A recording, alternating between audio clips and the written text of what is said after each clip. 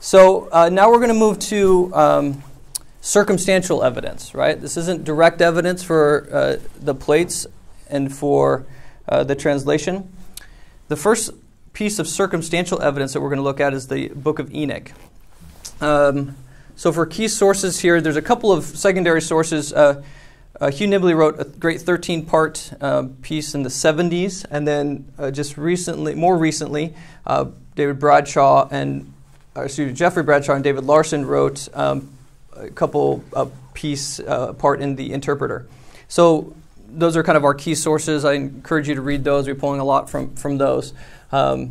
Other sources, if you actually want to read these books that we're going to talk about, you can read them in works like this, the Old Testament Pseudepigrapha, some nice bedstand reading. Dead Sea Scrolls translated as the Qumran text. So we'll dive into some of those. So let's set the stage.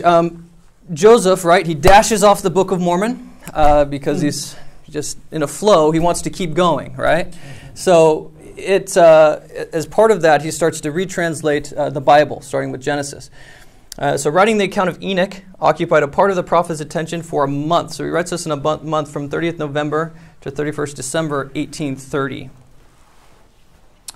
Later, the first 8 chapters of Joseph Smith's translation of Genesis, which included 2 chapters on Enoch, are separately canonized as the Book of Moses, which we all have. B.H. Roberts explains, well, it will be understood that the prophecy of Enoch itself is found in the writings of Moses, and that in the text above, so Moses chapter 7, we have but a few extracts of the most prominent parts of Enoch's prophecy. So this was never claiming to be the entire Book of Enoch. In fact, after the words of Enoch are given, Joseph dictates the following, that's now in DC 37, "Behold, I say unto you, there's not expedient in me that you should translate any more until you should go to the Ohio." So he was actually told to stop for that time, and he had other things to get done. 5 years later, the saints apparently were still looking forward to a fuller text. These things were all written in the Book of Enoch and are to be testified of in due time in section 107.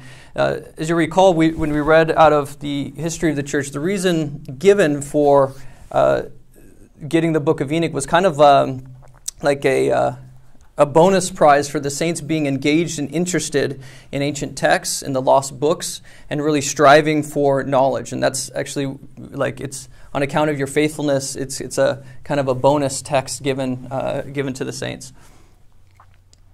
So what do we know about the Book of Enoch? Early Christian writers actually knew all about it. As R.H. Charles wrote in his, he's done a great book on the Book of Enoch. Nearly all the writers of the New Testament were familiar with it and were more or less influenced by it in thought and diction, as quoted as a genuine production of Enoch by St. Jude, right, in the New Testament, and as scripture by St. Barnabas. With the earlier fathers and apologists, it had all the weight of a canonical book. This right here is actually a term for early writers in the Christian era. It's kind of a group of people, not apologists as we were talking about it.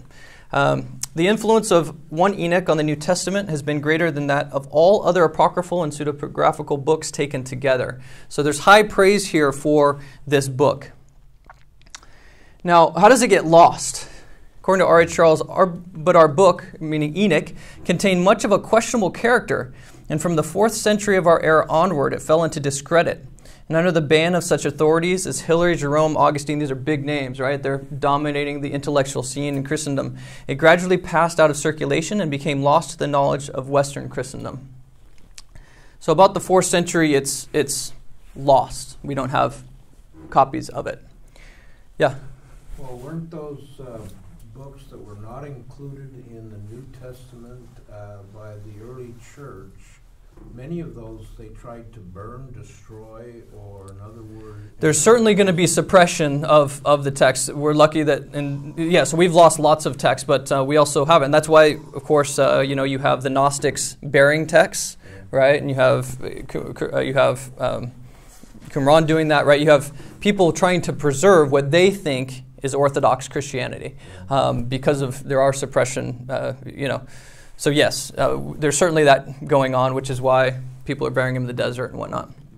So James Bruce, he's exploring the sources of the Nile in 1773, and he actually brings back 3 copies, and nobody cares. By this point, neither the intellectuals nor Christendom care about the Book of Enoch. The first public notice of the text was not until 1800 in the famous Orientalist, I'm sure this is really famous, for Nibley it was, but I don't even try and pronounce it, translated into Latin the first 3 chapters of the Paris manuscript and the opening lines of some of the other chapters. Again, the following year, a German published the same chapters. That was about it, right? So people don't care. For 20 years, at least these 3 copies, nothing's done with them. Finally, Archbishop Richard Lawrence, he had to work in what's called dark and damp library, which begrudged lending him the manuscripts. Produced in 1821 a translation under the title The Book of Enoch, an apocryphal production, now first translated from the Ethiopic manuscript in the Bodleian Library, Oxford, 1821. So that's the first thing that we have of the Book of Enoch. It's reviewed in 1822 by one journal, and a decade later, A.C. Hoffman issues a Latin translation. In 1840, we get it's included in a English version in the Latin Book of Oddities. Again, nobody's caring about Enoch still. It's not until 1851 that an Ethiopian text is edited and published in German. The first French translation not until 1856, and then Lawrence himself revises it in 1833, 38, and 42. What's the point here? The point is that the only Book of Enoch available to anyone before 1830 was Lawrence's translation of 1821. It's called forth in 3 studies in English, being pretty much unknown to scholars, hardly attracted the attention of the learned world at all. And even though, when it did attract attention, it was to mock it. People weren't impressed with Enochic literature. So after 1821, no translation was available to the public until 1833, when Joseph Smith's Book of Enoch was already 3 years old. So So he had no access that we know of to that 1821 translation? We're going to go through that. There's one master's thesis which tries to say that he does, but really the argument is, well, he gets a lot right, so therefore he must have. But we're going to go through the argument here. 1830, what is Joseph doing? Let's see. He's founding the church. He publishes the Book of Mormon, sends out missionaries. We have persecution and pressures. He's also doing the Book of Commandments, the Book of Moses. So does he have time to study 214 pages, including a 48-page introduction of footnotes of the 1821 text? All that work by a 24-year-old farmer in upstate New York who had just produced the Book of Mormon without any notes at all. As Nibley says, hardly. Lawrence's 1821 text only got in the hands of a few scholars in Europe and England, and they gave it scant notice. What would be the likelihood of a copy reaching Joseph Smith? By what grapevine? Who would transmit it and why? That's our next point. Nobody in the learned world paid much attention to it. As we have seen, he goes through all these arguments in much more detail. I'm trying to condense it. But the zeal for the cause of this long-sought relic of antiquity appears to have expired for a long time in England. In France, the Book of Enoch scarcely awakened a sensation. So nobody's, even the people that care about this stuff are supposed to, aren't caring about it. Christian ministry of all denominations neither liked Lawrence's Enoch or wanted it. It was not circulated by them, but it was suppressed. For example, in 1828, Algernon Herbert observed, it has been supposed that the author of that epistle, Jude, received and cited as Holy Scripture that which is called the Book of Enoch, being an ignorant and ridiculous effusion. The book in question is so monstrously absurd that no person citing it could have attained credit with Tertullian, a man so profoundly ignorant of criticism as to receive the said book for divine revelation, and so nearly allied to the errors of Gnosticism as to believe in its contents. Could have ever written the Epistle of Jude. So Christians don't like it. The academics don't like it. Klaus Koch has shown how Protestant Catholic scholars, right through 1960, when we finally get more discoveries, they steered clear of the basic apocalyptic works. Of course, Enoch is the most important. In In a survey of Enoch literature, C.P. Van Alden says that no one has been willing to touch the vital question of Enoch in the New Testament since 1900.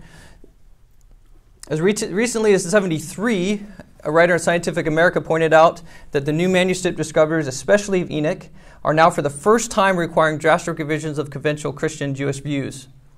So even up until 1973, most Christians aren't liking Enoch. In 1840, Michael Stewart says he actually uses the 1838 edition. Remember, Lawrence redid an edition. And it comes to him 19 years after that first one as a novelty. Indeed, his aim in writing his long study is to make American clergymen aware for the first time of the existence of such a book. Right? So Joseph Smith has it, but nobody else in America knows about it. He says the possession of this work in our country is rare, and our public, so far from being acquainted with the contents of the work, are in general not at all aware, as I have reason to believe that the book has even been recovered and published to the world. So if this applies to the 1838 version, what about the 1821? He doesn't even mention, it's unremarked on by anyone but a few specialists. So it goes on, aside from the astronomical remoteness of such a probability, there's other useful positive controls. And this is what we're going to focus on.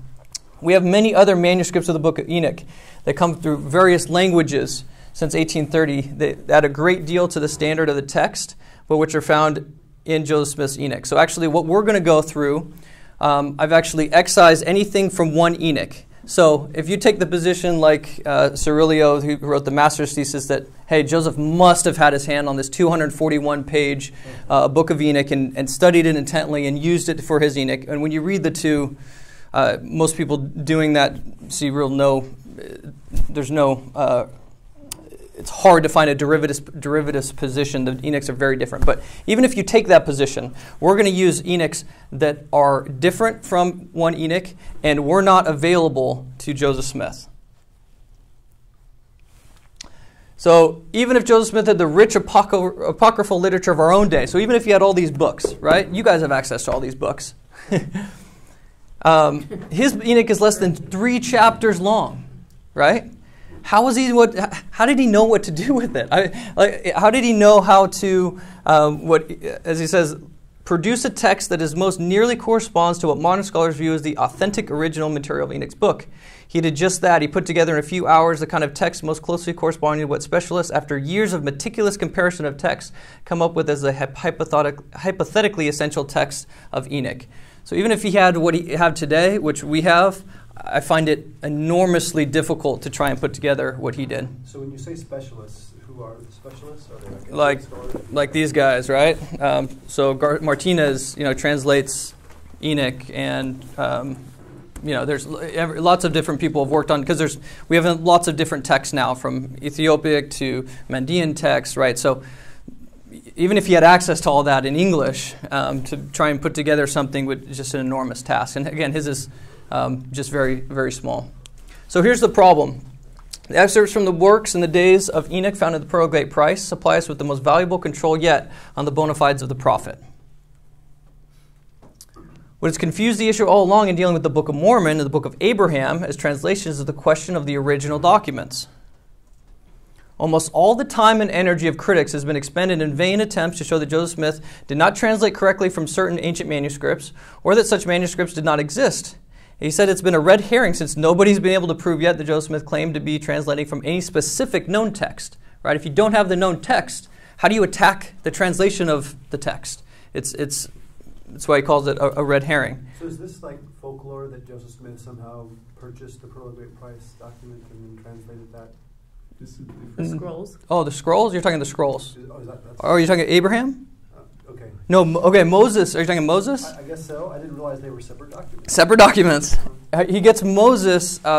What's very interesting how he translates Moses is actually a view of the translation process of the Book of Mormon. Right? So he's working off the English text of the Bible, but on certain points he expands it greatly. Right? Enoch is mentioned in 5 verses in the Bible. Right? We can read them, and then so the text of Enoch in the Bible is this, and he like 5 verses, he expands it to like 120 verses, right? So his view, when he calls things translation, it's not what we are thinking of translation, where you take a text and you try and match that. And in certain cases, his translation is an expansion, a revelatory expansion of that text, where he's not claiming that the English version of his King James Bible had this.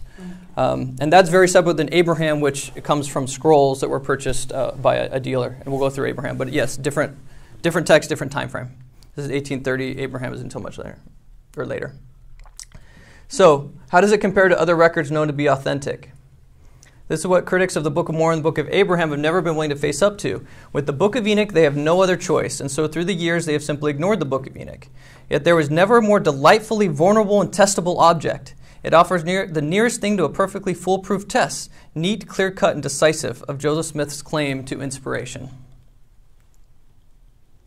The problem is perfectly simple and straightforward. There was once indeed an ancient Book of Enoch, but it became lost and was not discovered until our own time, when it can be reliably constructed from some hundreds of manuscripts in a dozen different languages.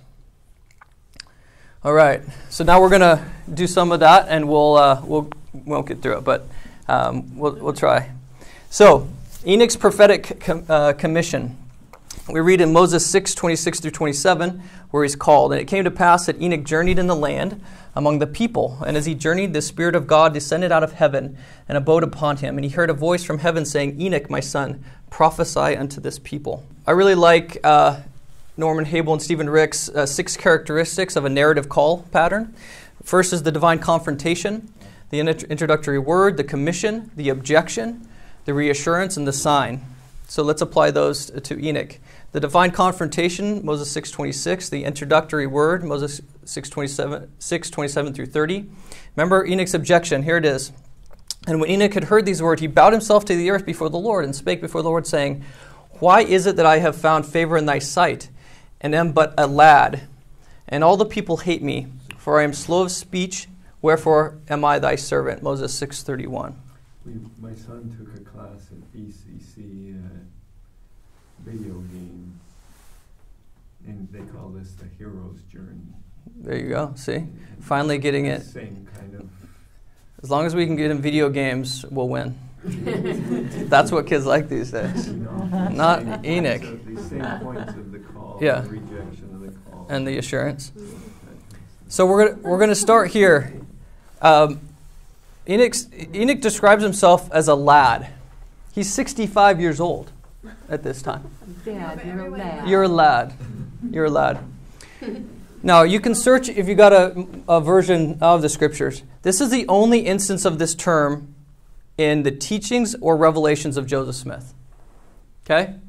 Only instance of this use of the term lad. But lad is used as a title for Enoch in the pseudepigraphical books of 2nd Enoch and 3rd Enoch. Again, we're going to leave out 1st, which is not used. 2nd Enoch and 3rd are not available to Joseph Smith. That's not Lawrence's 1821 translation.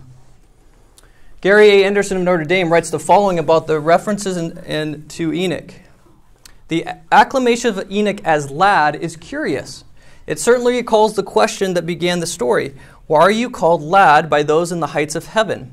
It is worth noting that of all the names given to Enoch, the title lad is singled out as being particularly apt and fitting by the heavenly host. Evidently, the 70 names were of a more noble general order of knowledge than the specific title lad. In any event, the reason our text supplies for this title is deceptively simple and straightforward. Quote, because I was the youngest among them and a lad amongst them with respect to days, months, and years, therefore they called me lad." So scholars have tried to figure out some other meaning for the title lad, and Enoch just says, because I was younger.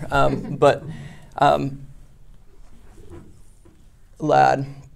So, again, only time Joseph ever uses it is in reference to Enoch, and we find it in 2nd and 3rd Enoch not available to him, even if you suppose that he had access to Lawrence's 1821.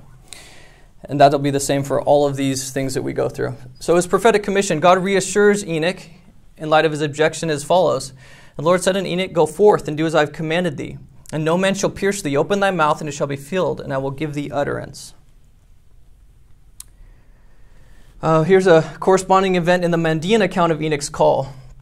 Note his description of little Enoch, right? It's similar to or corresponds to his title of lad. Here appears in the context of his prophetic call, while in the course of a journey, just as it does in Joseph Smith's account. "Little Enoch, fear not. You dread the dangers of this world. I am come to you to deliver you from them. Fear not the wicked, and be not afraid that the floods will rise up on your head, for their efforts will be in vain. It shall not be given them to do any harm to thee.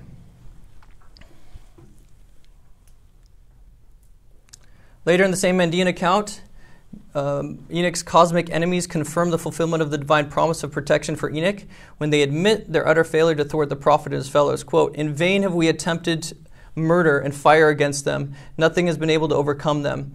And now, after he's taken up into heaven, they are sheltered from our blows." Enoch is told, "Open thy mouth and it shall be filled." We just read that. And 2 Enoch 39:5, Enoch avers, "It is not from my own lips that I am reporting to you today, but from the lips of the Lord I have been sent to you. For you hear my words out of my lips, a human being created exactly equal to yourselves, but I have heard from the fiery lips of the Lord." So God will give him utterance as he opens his mouth. Mountains and rivers. Joseph Smith's Enoch will manifest God's power, not only through words, but through his actions. Quote, "The mountains shall flee before you, and the rivers shall turn from their course." Moses 6:34. Later in the book of Moses, we read the fulfillment.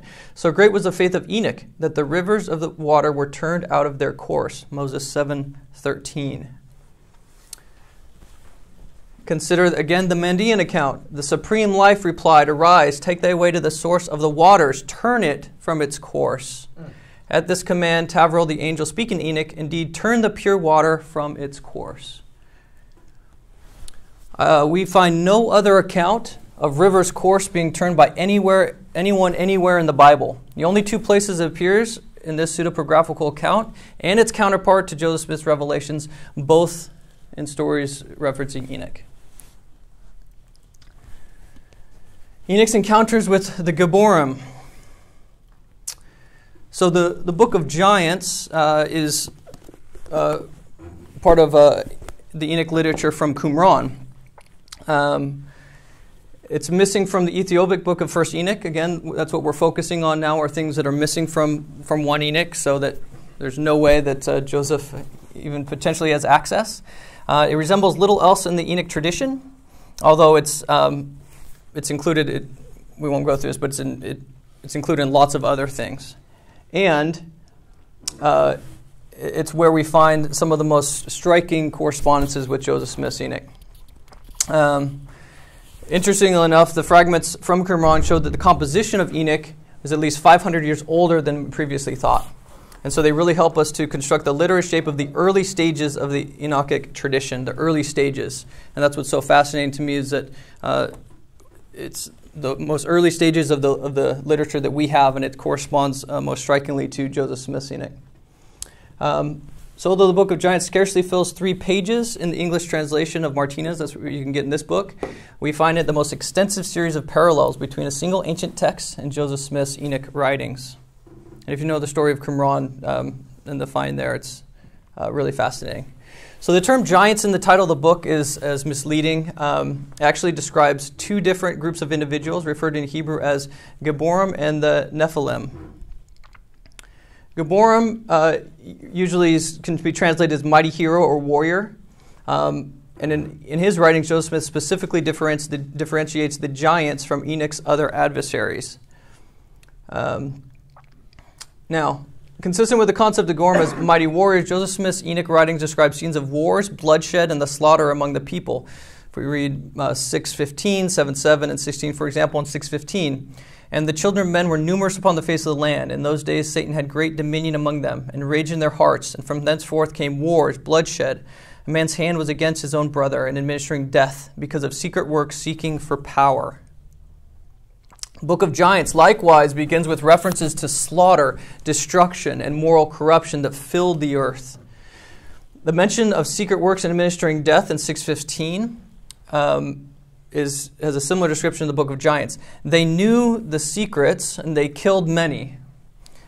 Anytime you see this, the text is missing in the Qumran documents, right? So we have, this is what they look like, right? So when they're translating these things, there's tons of missing parts. And when you try and read, the Book of Giants, like if here's that part. And they knew the mysteries, the secrets. it's very fragmentary is the point here. So when you see this, when I'm putting in here, that's what that means. There's missing text, and the scholars are trying to reconstruct it. Elsewhere, the Qumran manuscript refers to the spread of mystery of wickedness. So talking about these oaths and secret things. So in the book of Moses, Enoch's first preaching, remember they first come out because they're really curious about him. They came forth to hear him upon the high places, saying unto the tent keepers, Tarry ye here and keep the tents, while we go yonder to behold the seer. For he prophesieth, and there is a strange thing in the land. A wild man hath come among us. That's Moses 6:38. The term wild man is used only one other place in the Bible as part of Jacob's prophecy about the fate of Ishmael. But in the Book of Giants, we read, Oya boasts that he is called the wild man. The wild man, they call me. I have a note from an institute class I took about the wild, when they call him a wild man like that they were actually discrediting or not respecting him. Yeah, they're certainly not psyched up. I mean, that's these are his opponents. So yeah, this isn't a term of endearment. Yeah, and it's again only used one other place besides Moses. John the Baptist. Yeah. Yeah. Up in the word. Yeah. Whatever. Yeah. Here's your point. Just in the book of Moses, the same term is used sarcastically to describe Enoch. Right. Now then out of nowhere, this is super fascinating, appears Mahijah, the only other named character besides Enoch himself in Joseph's story of Enoch. Okay, this is the only other named character. And there came a man unto him whose name was Mahijah, and he said unto him, Tell us plainly who thou art, and from whence thou comest. That's Moses 6:40. So first, I skipped Mahijah, the name, but it's fascinating.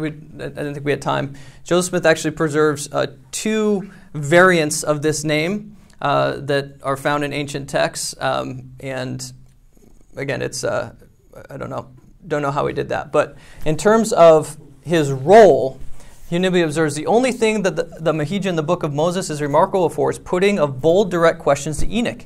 And this is exactly the role and the only role that the Aramaic Mahujah plays in the story. In the book of Giants, we read a report of a series of dreams that troubled the Gibborim. The dreams, quote, symbolize the destruction of all but Noah and his sons by the flood. And here comes the question. The correspondence to the questioning of Enoch by Mahijah in the book of Moses. The Gibborim send one of their fellows named Mahujah to consult Enoch in order to receive an authoritative interpretation of the visions. In the book of Giants we read, Then all the Gibborim and the Nephilim called to Mahujah and came to them. They implored him and sent him to Enoch, the celebrated scribe, to send him, Go and tell him to explain to you and interpret the dream. So his role is the exact same, and the name as well. Cirillo is the guy I mentioned in his master thesis, says that Joseph had access to 1821 Lawrence because there's too much right. He says the emphasis, he's trying to explain away these things. He says the emphasis that Joseph Smith places on Mahijah's travels to Enoch is eerily similar to the account of Mahujah to Enoch in the book of Giants. But since it wasn't discovered, Qumran was in 1948, right? Cirillo is obliged to look elsewhere for what he takes to be Joseph Smith's manuscript source of these ideas. He argues, this journey, however, is not unique to the Book of Giants. It's also found and likely based on the journey of Methuselah in 1 Enoch. Again, he's got to derive everything from 1 Enoch, even though this format for one-person journey to Enoch to question him is evident once more in 1 Enoch. If you actually read 1 Enoch, it will show the resemblance to the book of Moses is really weak, and there's no mention of these names at all. In addition, he doesn't provide explanation for any of the other similarities that we're talking through tonight. So this is one where he does, I wanted to put it in here because this is one where he does try and explain how Joseph could have got this, but again, the name and the derivation of the name he can't account for. So in answer to the second part of Mahijah's question, Joseph Smith's Enoch says, And I said unto them, I came out of the land of Canaan, the land of my fathers, a land of righteousness unto this day. Book of Giants talks about Enoch's home as a, quote, land of righteousness. The leader of the Gibborim in the Book of Giants says that his opponents, so that's Enoch, reside in the heavens and live with the holy ones.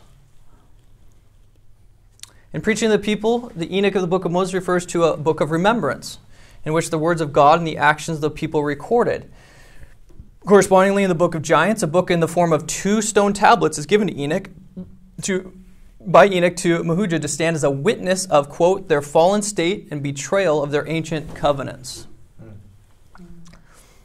So as Enoch is linked to the book with the Book of Remembrance in the Book of Moses, so he's described in the Testament of Abraham. That's a different pseudepigraphical work, as the heavenly being who is responsible for recording the deeds of mankind so they can be brought into remembrance.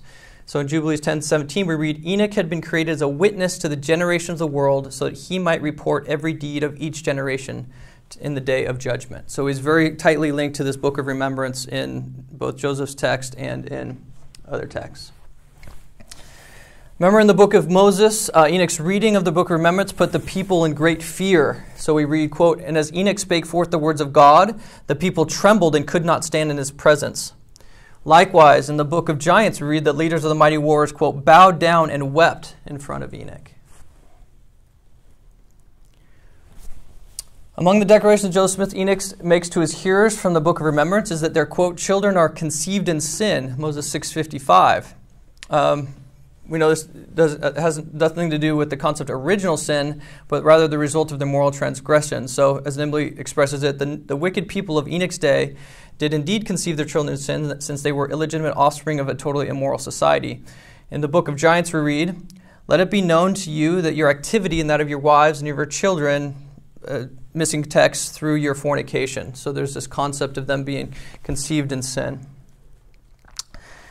Both the Qumran and the Joseph Smith sermons of Enoch end on a hope of note, end on a note of hope. It's actually unique to these 2 Enoch accounts. Most other Enoch accounts, God's just really happy to kill all the people that are being bad.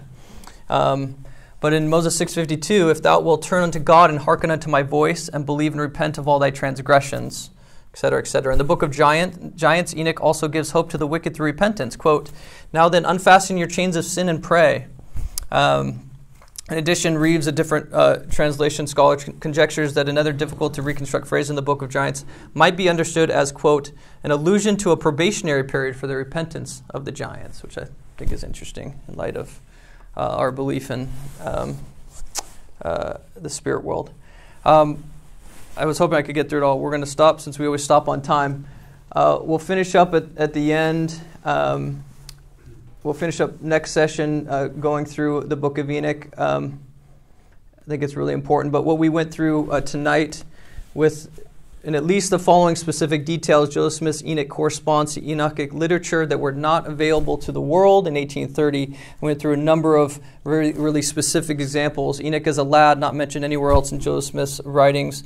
Enoch's call occurring while on a journey. Open your mouth and divine protection. The turning of rivers, not mentioned in the Bible anywhere else. Wars, bloodshed, secret oaths. The wild man, specifically Mahujah's name and his role. Enoch's homeland being one of righteousness, a book of remembrance, great fear being upon the listeners of Enoch, conceived in sin, hope is where we got to. We'll finish war, wild beast roar, God weeping, and Enoch in the temple next time. That's it. Any questions?